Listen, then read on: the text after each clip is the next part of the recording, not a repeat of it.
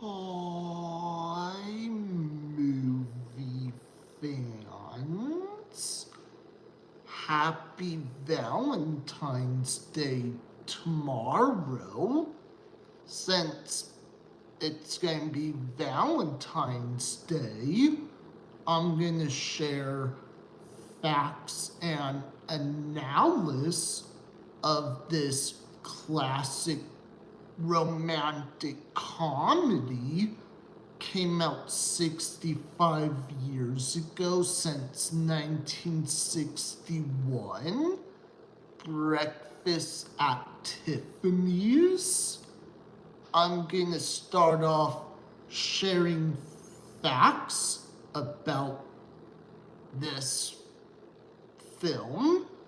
For example, Truman Capote wanted Marilyn Monroe to play Holly. Monroe's advisor and acting coach, Paula Strasberg, said she shouldn't play a lady of the evening, and Monroe took her advice. Capote said Paramount Pictures double-crossed me in every way when they cast Audrey Hepburn. Instead, the outspoken author also proclaimed it to be the most miscast film I've ever seen. Over time, Capote would go on to say that Tuesday Weld or Jodie Foster would be good choices to play Holly in a remake. Yes, this was a true story, even though Marilyn Monroe was very gorgeous. I'm glad Audrey Hepburn was a better fit back in the early 60s. Yes, Audrey Hepburn was very beautiful. Shirley MacLaine turned down the lead. Casting directors did offer her the role. She was thinking, I'd rather work on other projects, not this one. Bonus fact, Steve McQueen could have been Paul. Edwards wanted Steve McQueen, but he was still under contract and under the control of television. CBS and the producers of Wanted Dead or Alive wouldn't allow the up and comer time off from the show. Edwards also suggested Tony Curtis to the producers. While Curtis was interested, the producers were not. I'm glad the casting directors made a smart decision to put Edwards in the movie. Bonus fact, Holly's dress was custom made. So Hubert D. Givenchy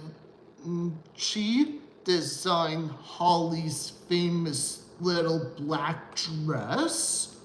It was auctioned off in 2006. at Christie's for over 900K, almost $1 million. Hepburn and Givenchy had worked together in the past of Sabrina, Funny Face, and Love in the Afternoon. Comment below, what's your favorite Audrey Hepburn movie? I recommend this one if you're a big fan of classic movies. If you enjoy movies from 60s, 70s, 80s, and 90s, this one is the right one for you to like. I'm going to share one more fun fact. Fred Flintstone and possibly Barney Rubble were in it. Alan Reed, who was the original voice of Fred Flintstone, played mobster Sally Tomato. If you watch the prison scene very carefully, that was the famous voice actor from Hanna-Barbera. The voice of Holly's over-eager date remained officially uncredited, but some believe it sounds a lot like legendary voice actor Mel Blanc, who voiced Barney Rubble. Yes, Mel Blanc was very popular back then, not to mention Bugs Bunny, Daffy Duck, Porky Pig, and other classic Warner Brothers cartoon characters in the Looney Tunes and Merry Melodies shorts. Animation was a lot different. Now, the next thing I'm going to share an analysis about it. Even though, yes, I've seen it before, I'm glad I rewatched it again. Blake Edwards did a fantastic job directing this film. I think what the movie is focusing on, Paul and Holly was trying to get to know each other in the apartment building. Holly, even though she's trying to be really happy in Manhattan, New York, maybe she struggled with her past. Paul is trying to help her be happy, focus on the present. I really like the cat in Holly's apartment. Fun fact, it was a tabby cat.